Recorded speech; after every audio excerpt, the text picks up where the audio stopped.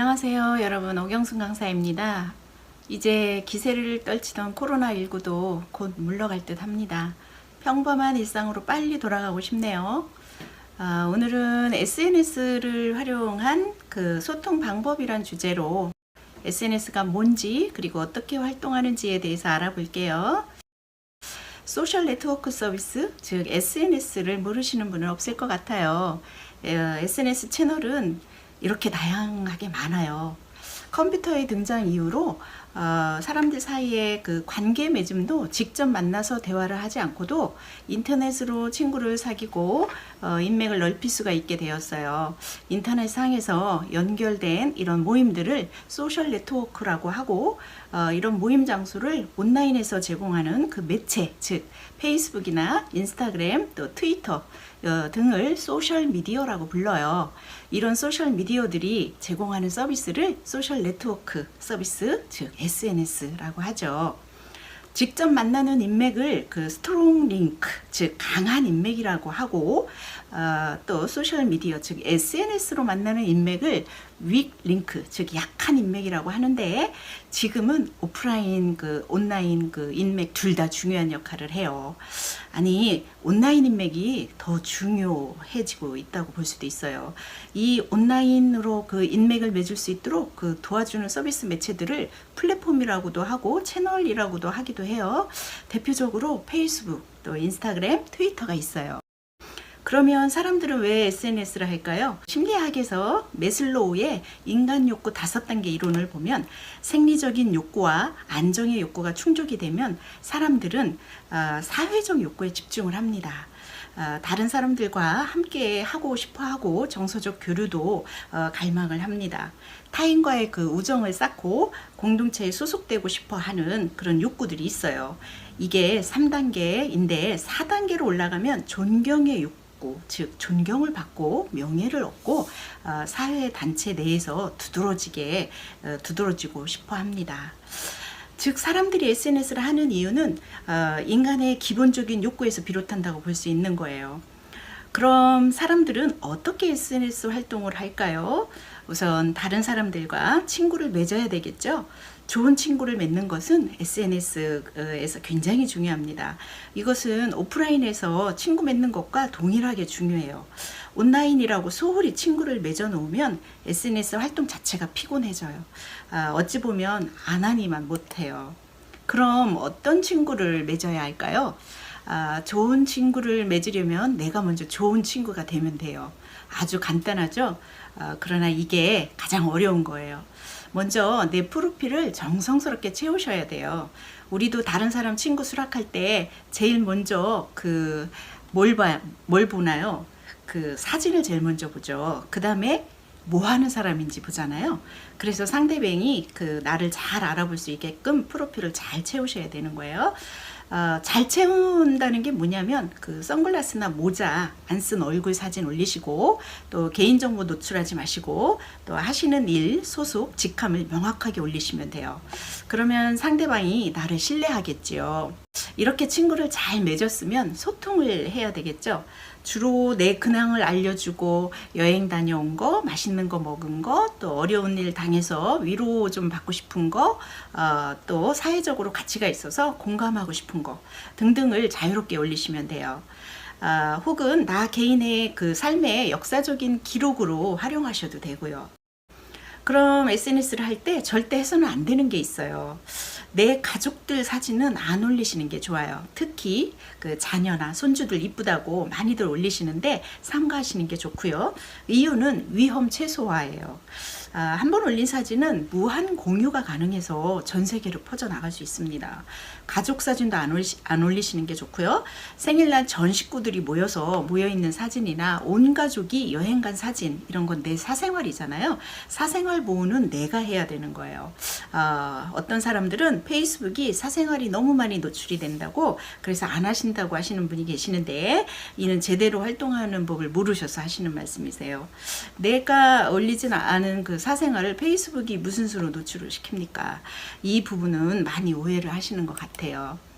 그 다음에 그 온라인에서 나의 의견이 다른 사람들과 다르다고 다투지 말아야 합니다. 누가 악플을 달았으면 조용히 그분과 절교하시고 한동안 온라인에 절대 들어가지 마세요. 내가 올린 글들과 그 댓글은 영원히 지워지지 않고 내 발목을 잡을 수가 있어요. 기분 나쁜 건 한순간이지만 내가 올린 글은 영원합니다. 세월이 해결해 줄 때까지 기다리셔야 됩니다. 이건 개인적으로 하는 카톡이나 문자도 마찬가지예요. 온라인으로 다투지 마시고요. 직접 통화를 하시든가 직접 만나서 해결하셔야 됩니다. 아니면 침묵하시는 게 나아요. 그 다음에 내 자랑만 늘어놓고 다른 사람들이 올린 글에 무반응하시는 분들이 많은데 그러면 다른 사람들도 나를 안 좋아해요. 댓글은 못 달지언정 최소한 좋아요라도 눌러주는 습관을 가지셔야 됩니다. 일방통행은 좋은 친구가 될 수가 없어요. 그리고 내 사업 홍보성 글을 도배하시는 분들이 있는데 이건 아주 위험한 행동이에요. SNS는 소통의 핵심인데 어느 누구도 그 광고성 글을 보려고 SNS에 접속하진 않습니다. 처음엔 잘 하시다가 어느 정도 그 친구 수가 늘어나고 팔로워가 늘어나면 갑자기 돌변을 하여서 SNS를 홍보의 장으로 활용하시는 분들이 계시는데 이러시면 아니 되옵니다. SNS 채널들 안에는 사업 하시는 분들도 많이 계시는데 그런 분들은 그런 공간을 따로 마련해 놓았어요. 인스타그램에서는 비즈니스 계정이 있고요. 페이스북에서는 페이지라는 게 있는데 이걸 활용하셔야 됩니다. 어떤 사람들을 내 주변에 둘 것인가? 이거는 내가 활동하기 나름이지 절대 다른 사람을 탓할 일은 아닌 거예요. 먼저 소셜 미디어들의 느낌을 좀 살펴보면 채널별 특징을 좀 알 수 있을 것 같아요. 페이스북은 내가 이렇게 잘 살고 있다. 블로그는 내가 이렇게 전문적이다. 카카오 스토리는 내 아이가 이렇게 잘 크고 있다. 인스타그램은 내가 이렇게 잘 먹고 있다 라는 이미지가 있어요. 이 소셜미디어들의 특징을 한 문장으로 잘 표현해낸 것 같죠? 그럼 SNS에 무엇을 올릴까 고민이 되는데요. 이렇게 사람들의 관심거리, 재밌는 오락거리, 뭐 논란거리, 이슈가 될 거리, 또 사람들한테 도움이나 그 이익이 될 만한 거리들을 제공하면 아주 훌륭합니다. 이런 이야기거리들이 SNS 소통의 도구가 되는 것이지요. 그럼 페이스북에 대해서 알아볼까요? 페이스북은 소셜미디어들 중에서 가장 규모도 크고 여러 가지 면에서 으뜸 대표 SNS예요. 페이스북의 성장이 전 세계 SNS의 성장이라고 봐도 될 정도로 전 세계 사람들은 하나의 울타리로 모이게 하여서 서로 소식을 공유하며 전 세계를 하나로 연결되게 도와줍니다. 지구 어느 곳에서 무슨 일이 일어나는지 페이스북을 통해서 실시간으로 사람들은 소식을 주고받을 수가 있어요. 그것도 공짜로요. 페이스북의 핵심은 소통입니다. 소통하려면 친구가 있어야 되는데 이 친구 개념은 인스타에서는 팔로우, 블로그에서는 이웃 개념입니다. 좋은 친구를 발견하면 친구 신청을 하겠지요. 그러면 요청받은 상대방이 내 프로필을 쭉 훑어보고 마음에 들면 수락을 할 거예요. 만약 마음에 들지 않으면 거절해도 되고요. 거절하면 둘은 친구 관계가 성립되지 않습니다. 즉 서로가 수락을 해야 친구할 수 있어요. 페이스북의 친구는 5,000명까지만 맺을 수 있고요. 좋은 친구가 많으면 내 인맥이 풍성해지고 좋은 정보도 많이 접할 수가 있겠습니다. 페이스북을 열면 가장 먼저 보이는 공간을 뉴스피드라고 하는 곳인데요. 이곳은 나와 연관된 그 페이스북의 모든 정보가 한 곳으로 모이는 곳이에요. 내 친구들의 이야기, 내가 가입한 그룹 소식, 각종 이벤트, 행사 소식, 또 페이지에 집행한 그 광고들이 모두 이 뉴스피드로 모여집니다. 이 중에서 타임라인이라고 하는 나만의 개인 공간이 있어요. 여기에 내 프로필 사진을 누르면 들어가지고요. 내가 글을 올리면 이곳에 내 글들이 모아져요. 개인 공간이지만 절대 사적인 공간은 아니에요. 나 이외의 다른 사람들이 이 공간에 와서 글을 못 쓰도록 올리도록 설정도 할 수 있어요. 페이스북 안에서는 그 동호회 성격의 그룹을 만들 수도 있고 타인 그룹에 가입을 해서 활동을 할 수도 있습니다. 또 비즈니스가 목적이시면 반드시 페이지 계정을 만드셔서 마케팅과 홍보 또 광고를 하시면 됩니다. 이렇게 페이스북의 공간은 개인 계정, 그룹 계정, 페이지 계정이 공존을 하는데 그 중에서 개인 계정이 가장 중요해요. 왜냐하면 실명 1인이 한 개의 계정만 만들 수 있고 이 개인 계정이 있어야 비즈니스 계정인 페이지도 만들 수 있고 커뮤니티 개념인 그룹도 만들 수 있거든요. 페이스북에 내 생각을 전달하는 방법은 크게 3가지 정도가 있어요. 무슨 생각을 하고 계신가요? 여기를 클릭을 해서 글과 사진을 직접 게시하는 방법을 포스팅한다라고 합니다. 또 남들이 올린 글에 좋아요나 댓글로 내 생각을 적는 방법도 있고요.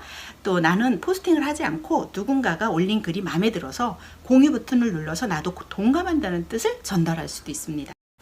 그리고 내 타임라인에 다른 사람들이 글을 올리지 못하게 설정하는 방법들입니다. 그 다음에 인스타그램을 좀 알아볼까요? 인스타그램은 일상을 사진과 짧은 동영상으로 소통하는 온라인 사진 공유 및 소셜 네트워킹 서비스입니다.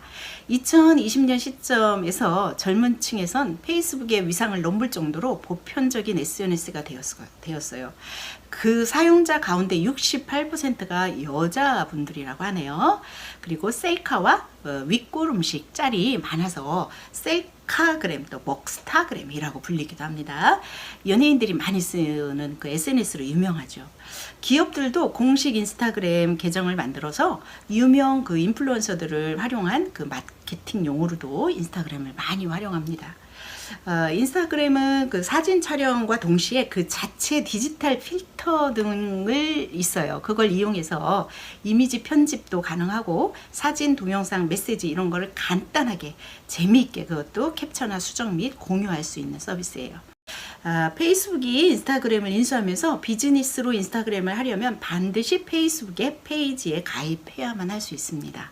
인스타그램의 비즈니스 계정에는 제품 태그 기능이 있어서 개인 SNS를 넘어서 다양한 비즈니스 도구로 점점 영역이 커져가고 있는 상황입니다.